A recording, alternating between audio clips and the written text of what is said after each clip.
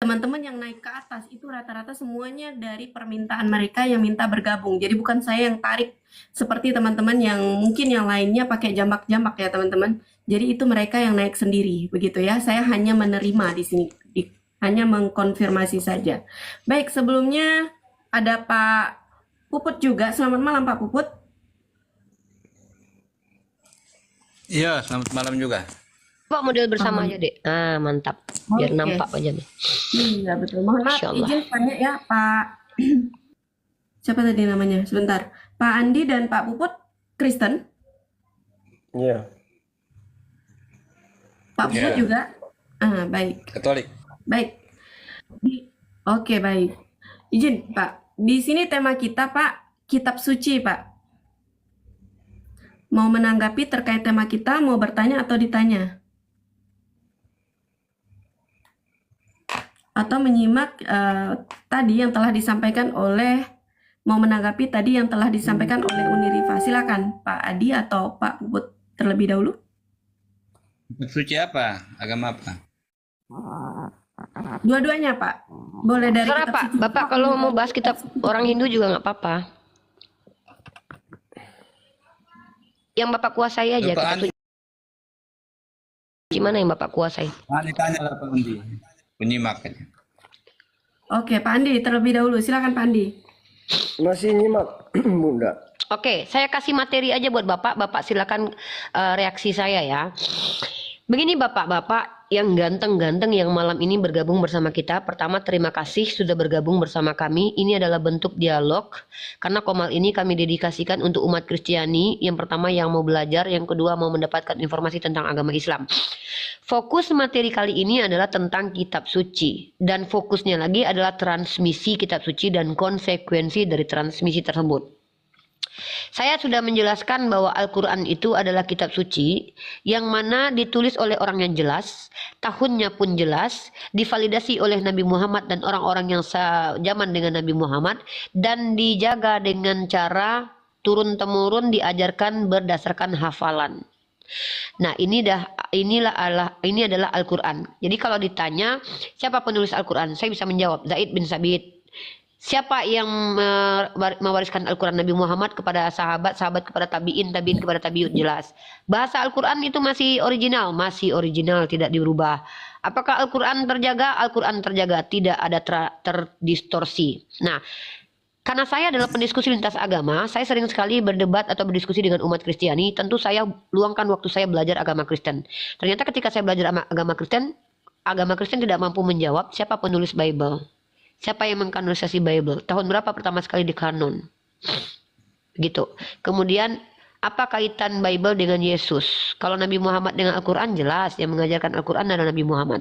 Dan yang terakhir adalah bagaimana tanggapan orang-orang Kristen terkait ada perbedaan antara kitab-kitabnya Kristen dengan kitabnya orang Yahudi. Nah, ini adalah bukti bahwa Al-Quran mengatakan Bismillahirrahmanirrahim. Fawailul lilladzina yaktubunal kitaba biaidihim summa yaquluna hadza min indillah liyastaru bihi samanan qalilan. Di Al-Quran kami diberitahu oleh Allah, celakalah orang yang telah membuat kitab dengan tangannya, maka ini berkata dari Tuhan. Nah, jadi saya bisa membuktikan bahwa ternyata Al-Quran benar. Ketika saya selidiki kitab suci Bapak ternyata adalah kitab karangan by Lukas katanya, by Matius katanya, ya according Lukas, according Matius, according Markus. Dan ternyata banyak sekali kontradiksi atau distorsi. Distorsinya apa? Adanya perbedaan antara Septuaginta dengan teks Mesorah. Yang kedua, adanya kontradiksi antara kitab dengan kitab, adanya ayat sisipan, adanya ayat kitab yang hilang. Itu namanya distorsi. Jadi bagaimana kita memilih kebenaran, menerima kebenaran dari kitab suci yang sudah terdistorsi, maka itu yang kita debatkan atau diskusikan pada malam kali ini. Silakan Bapak. Silakan Pak Andi menanggapi.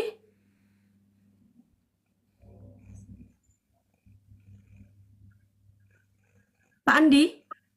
Ya, Pak Andi tidur? nggak tidur. Lagi renungkan pembicaraan Bunda.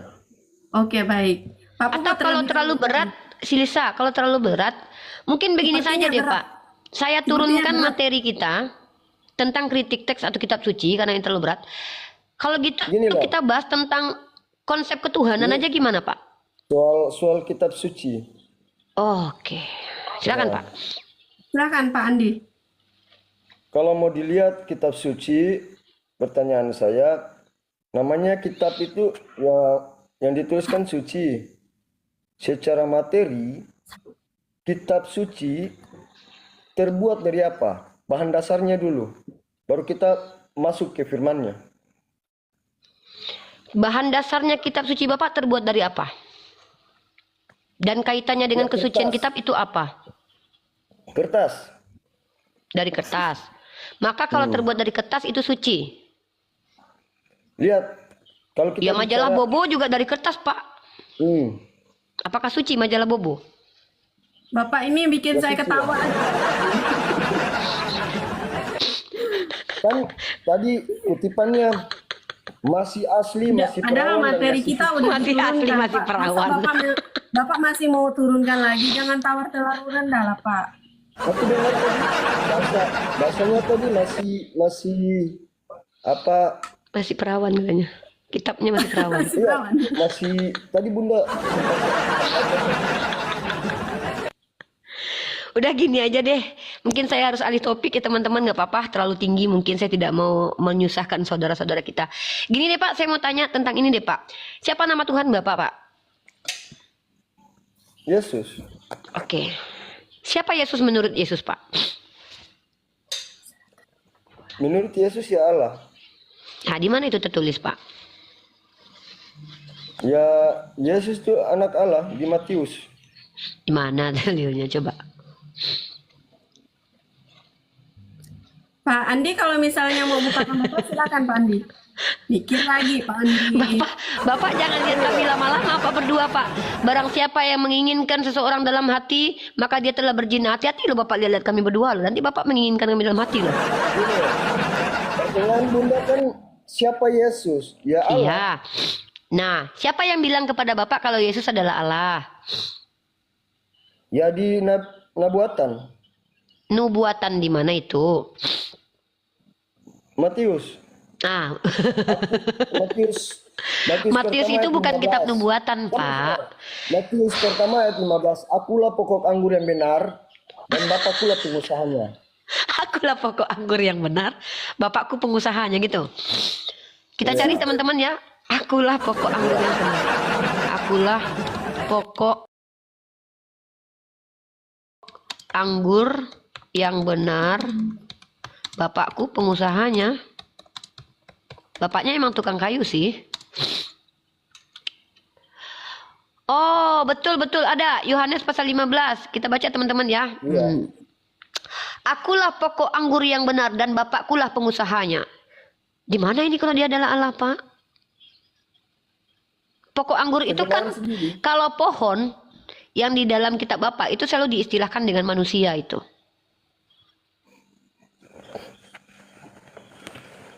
Jadi gini, Begini. pohon pasti ada buahnya. Oke. Iya. Coba Ibu terjemahan, Ibu nanya tadi siapa itu Yesus. Terjemahan dulu itu kata ayat-ayat itu. Yang mana yang mau saya Oke. terjemahkan? Baik. Ini Pak Andi Aku jadi yang begini pokok nanti anggur Pak benar. Puput begitu ya. Iya, iya. Iya iya.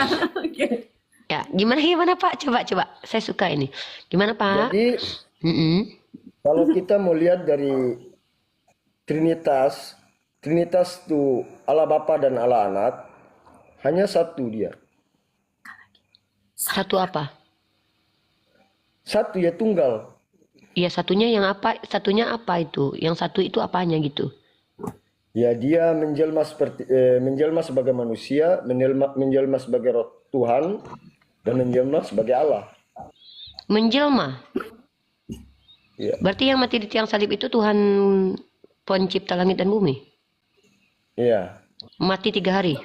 Jadi Yesus itu sebelum terjadinya di kejadian pertama itu, Yesus itu sudah ada. Rohnya itu melayang-layang di atas permukaan air. Itu roh Yesus. Iya, Yesus. Oh, jadi itu roh Yesus waktu yang melayang-layang di atas air itu. Iya. Jadi Yesus itu adalah Bapa. Iya. Yesus itu adalah Bapa. Jadi ketika Maria mengandung anak, berarti yang dikandung Maria juga Bapa. Iya. Dan yang keluar Dia menyusu kepada Maria itu juga Bapa. Yesus itu tadi kata pertama aku, dia itu bisa menjelma Iya, kan jelmaan Bapa toh manusia, jadi anak. roh. Iya. Jadi ketika Bapa itu roh, dia menjelma jadi anak manusia, keluar menjadi Bisa. anak Maria. Berarti yang Iya, dilahirkan iya. Maria itu adalah anak yang jelmaan Bapa. Iya. Yang mati di tiang salib adalah Tuhan Anak dan Tuhan Bapa juga. Jadi Yesus itu nggak pernah mati. Jadi yang mati itu siapa? Jadi yang mati Tubuhnya. siapa? Tubuhnya. Iya. Gini Yang loh, mati tubuhnya. Yang nggak mati kalau apanya? tubuh Iya, yang mati tubuhnya. Yang nggak mati apanya? Yesusnya, Tuhannya, Yang disebut Yesus itu apa sih, Pak? Tuhan. Tuhan. Yesus adalah Pandai nggak? Pandai mau menjawab pertanyaan Uni Ripa, mau berpikir lagi nggak? nggak usah pikir, nggak usah berpikir, nggak usah. Bunda, Nggak usah. Dia punya Roh Kudus ini. Bunda belum paham ini. Apa pertanyaan? Oke, kasih paham Pak, Dia kasih paham. masih Bentar, Mi, kosong. saya mau ambil air dulu. Menurut saya masih kosong. Apa, Karena Pak? pemahaman kami beda dengan pemahaman Ibu. Iya, makanya Oh iya, saya bertanya. Bapak, makanya kami Pertanyaannya, bertanya di sini, siapa kita yang mati diskusi, di biar kayu kami salib? tahu, kan Bapak berisi. Silakan Nah, Pak. siapa yang mati di kayu salib? Dengar ya? Iya, siap saya dengerin. Dengar kami Pak, dengar. Kalau presiden yang mati, tubuhnya yang mati atau namanya? Saya tanya. Presiden itu yang Presiden mati yang mati adalah atau orangnya. Berarti namanya nggak mati kan? Nama itu bukan orang, nama tak bisa mati. Terus Yesus itu nama atau tubuh? Yesus itu nama. Nama sebagai apa? Nama sebagai manusia. Ya, yang matinya manusia, rohnya yang nggak akan mati. Berarti rohnya yang Tuhan, tubuh manusianya adalah Ya, manusia. Tubuh manusia. Oh gitu. Jadi ketika dia berkata, Eli, Eli lama sabaktani, ilahku, ilahku, bapakku, bapakku, kenapa kau tinggalkan aku? Itu tubuhnya sedang bicara kepada rohnya. Ya, Oh, tubuh selama tubuh dan roh itu menyatu. Apa yang kita rasa itu sebagai manusia pasti ada rasa sakit, hmm, rasa kekecewaan hmm. sebagai manusia. Tapi sebagai roh Tuhan nggak ada yang kita rasa. Berarti Yesus nggak merasakan sakit. Kalau rohnya itu nggak rasa, Rohnya nggak rasa. Kalau badannya ngerasain. ya rasa. Jadi ketika rohnya sudah pergi, kok bisa dia bicara ya? Eli, Eli lama sabaktani gitu. Itu yang ninggalin itu rohnya Yesus. Tapi yang bicara, yang bisa membuat dia bicara itu roh apa? Sekarang gini, Bunda. Mm-mm. Eh, yang bicara itu tubuh. Tubuhnya bicara tanpa roh. Tubuh dan roh itu tadi menyatu. Menyatu. Kan Bapak tahu nggak ketika dia sudah disalib, dia bicara, Eli, Eli lama sabaktani. Nah, ini saya terjemahkan ya dalam bahasa Indonesianya. Lama sabaktani. Nah, my God, why hast you forsaken me? Ah, my God, Tuhanku, Tuhanku katanya. Jadi tubuhnya memanggil Tuhan kepada roh gitu. Ya, iya, ya. Jadi tubuh itu menuhankan rohnya sendiri. Tubuh dan roh itu bukan menuhankan, tapi dia menyatu. Iya, kan di situ kan Bapak coba Bapak baca dulu kitab Bapak Matius 27 nomor 46. Tunggu. Matius Silakan. berapa? Silakan Pak, kami tunggu Matius Pak. 27 nomor 46. Pak Puput mau menambahkan? Tek, Pak Puput. Ya, Ya, mau menambahkan?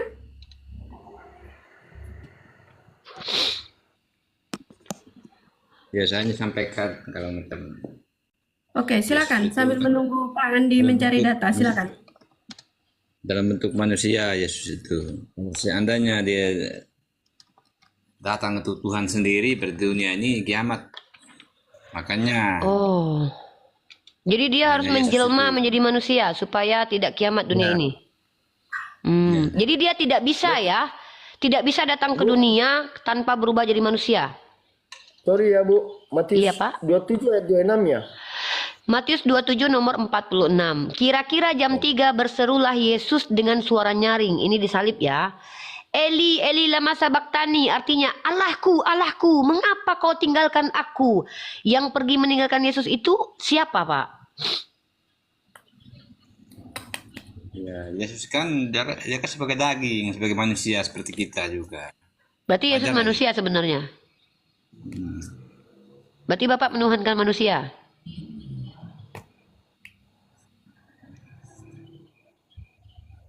Peristiwa inkarnasi, peristiwa alam rendang ganti sama dengan manusia. Berarti Ya, dia telah inkarnasi. Ya, inkarnasi. Teman-teman perhatikan bukan reinkarnasi ya, jangan salah kaprah antara inkarnasi dengan reinkarnasi berbeda. Reinkarnasi itu berbeda dengan inkarnasi. Orang Kristiani mengatakan bahwa Yesus berinkarnasi.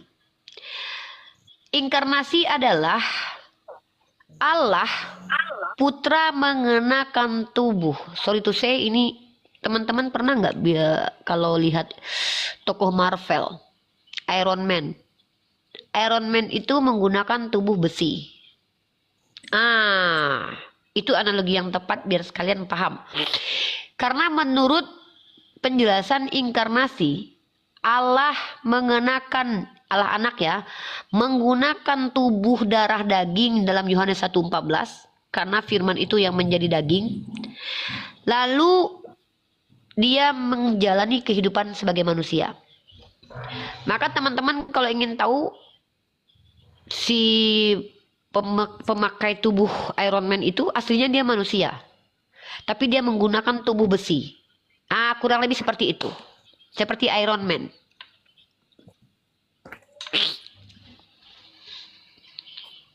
Jadi tubuh manusia Oke, Pak itu Andi sudah dipinjam, dapat. dipakai ya. Jadi Yesus itu, Tuhan itu masuk ke dalam tubuh manusia. Kalau ada istilah kerasukan setan, kalau Yesus itu kerasukan Tuhan.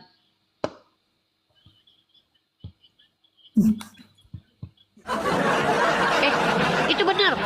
Kerasukan setan itu apa? Setan masuk ke tubuh manusia, betul? Kalau Yesus itu tubuh daging manusia dimasuki roh Tuhan, betul nggak? Maka sama dengannya, kalau iblis masuk ke tubuh manusia kerasukan iblis, kalau ada Tuhan masuk ke dalam tubuh manusia maka kerasukan Tuhan.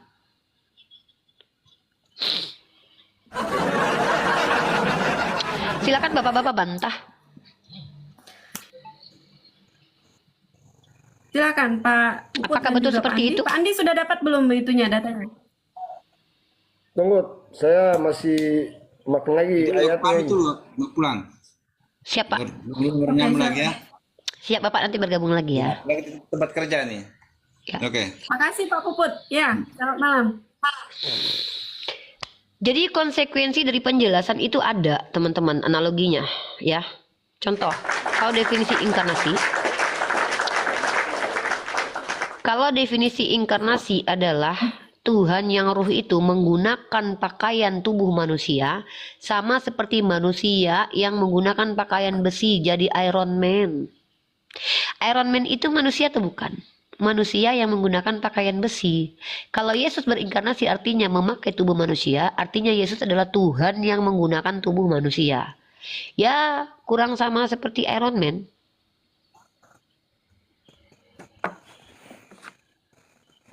Oke. Sudah Sama, dapat belum Pak Andi datanya? Tubuh Mbak juga Iron Man, kalau ada roh juga ya sama. Oh enggak, saya bukan Iron Enggak, Man. beda Pak. Yang namanya manusia. Pak Andi, sudah dapat belum datanya? Sudah. Oh, silakan bacakan dulu Pak. Datanya silakan bacakan dulu.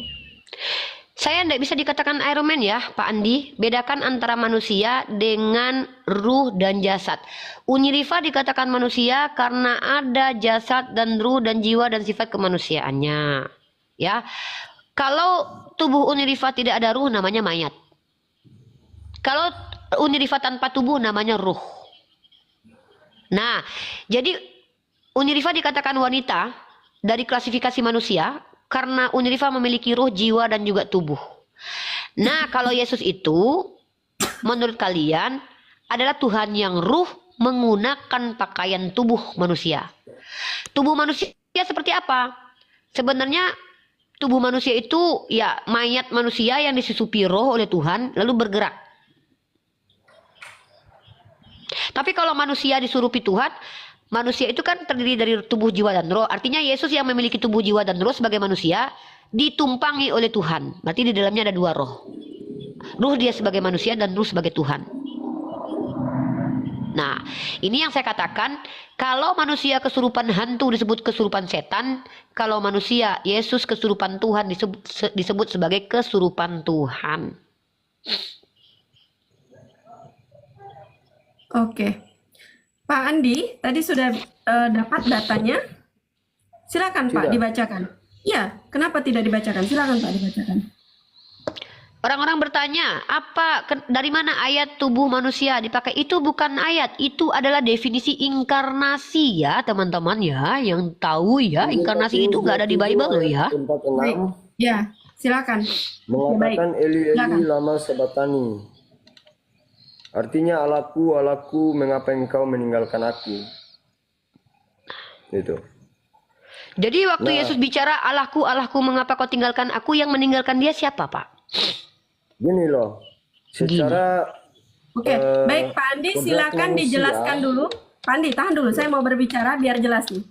Pak Andi, bacakan ayatnya tadi dan silakan dijelaskan menurut Pak Andi, pemahaman Pak Andi, seperti itu ya. Setelah itu nanti Unirifa akan menanggapi penjelasan dari Pak Andi. Oke. Jangan dipotong-potong ya. Ya, Baliknya juga begitu. Silakan Pak Andi. oke. Eli Eli sabaktani itu Allah Allah, mengapa engkau tinggalkan aku? Gini, secara kodrat manusia, tubuh manusia, dia pasti merasakan sakit. Merasakan sakit. Sakit yang nggak ada tahannya. Itu yang disebut Allah mengapa engkau tinggalkan aku. Sebagai kodrat manusia, dia nggak mampu tahan. Nah itu maksudnya. Itu jawaban aku. Udah, itu aja. Dan sebagai kodrat Allah, ya dia sebagai manusia terlahir dengan rasa sakit dan lain-lain.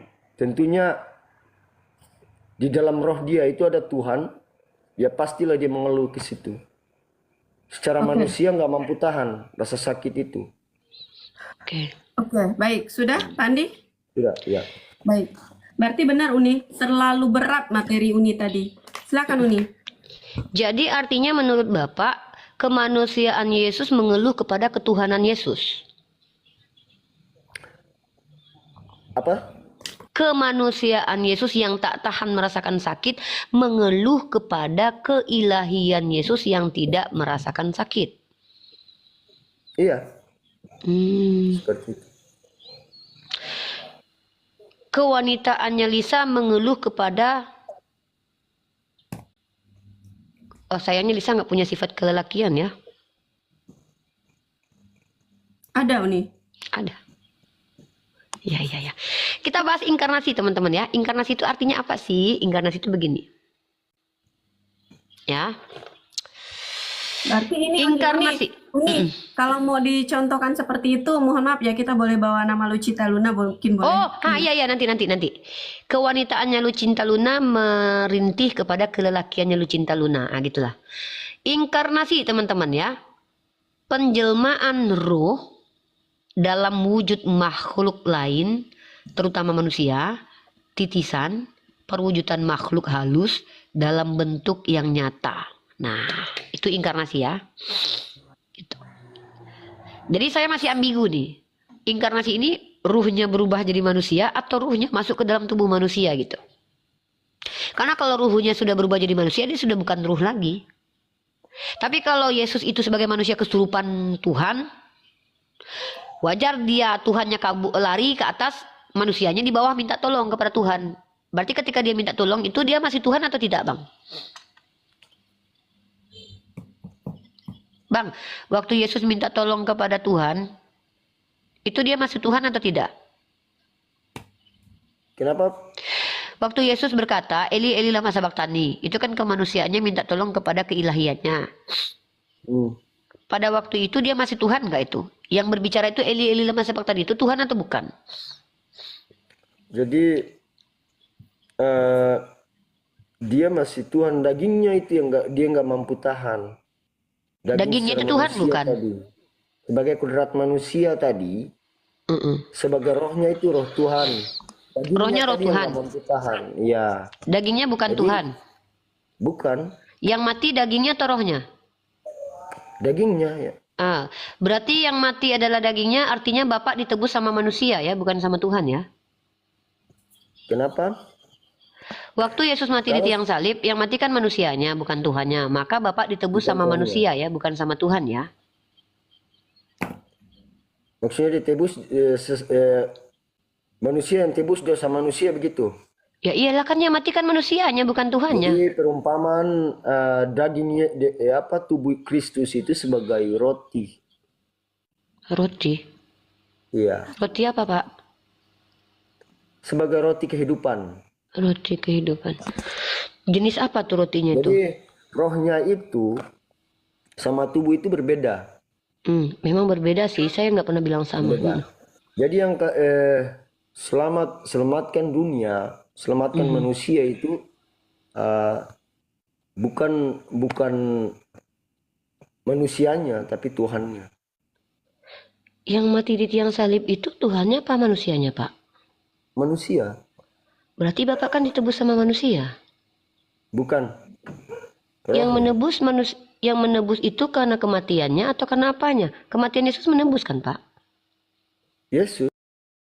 Yesusnya. Nah, Jadi gini. pertanyaan saya tadi kan bisa Ibu terjemahan juga secara manusia. Iya, karena saya dari Aku tadi kan bicara memang nanya sebagai tadi. manusia Pak.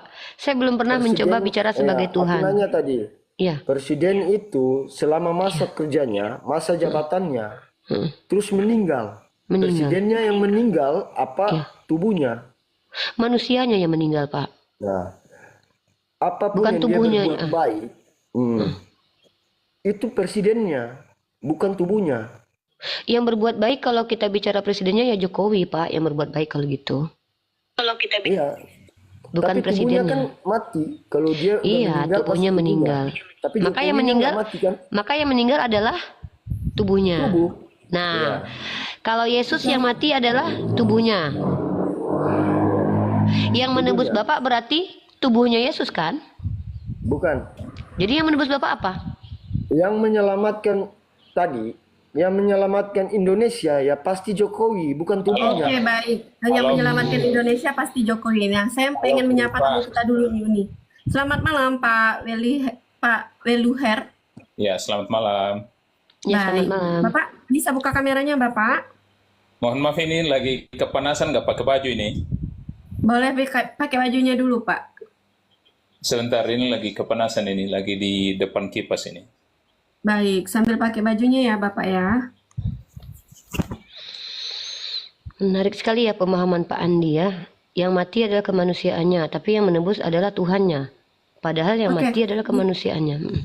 Teman-teman sambil menunggu Pak Weluher yang menggunakan baju dan Pak Andi juga mungkin lagi mengkonsep sesuatu yang ingin dia sampaikan ya, seperti itu.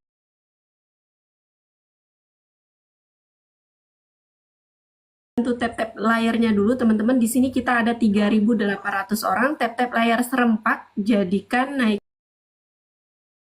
menjadi 700k dimulai dari sekarang. Silakan teman-teman.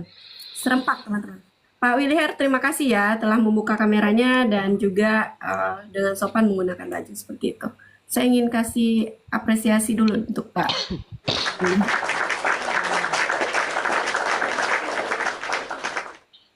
Oke. Teman-teman serempak tap-tap layarnya naikkan menjadi 700k. Sekarang sudah ada 540k serempak teman-teman. Dan kita sudah ada 4.100 orang ya. Tap-tap layarnya satu orang cukup 1.000 saja teman-teman. Itu udah sangat-sangat lebih-lebih sekali ya. Tap-tap layarnya. Oke, saya akan mulai setelah 700 ya teman-teman ya. 700 kurang 20 saya langsung mulai. Bapak sehat ya? Gimana? Pak Weligar dari mana Pak?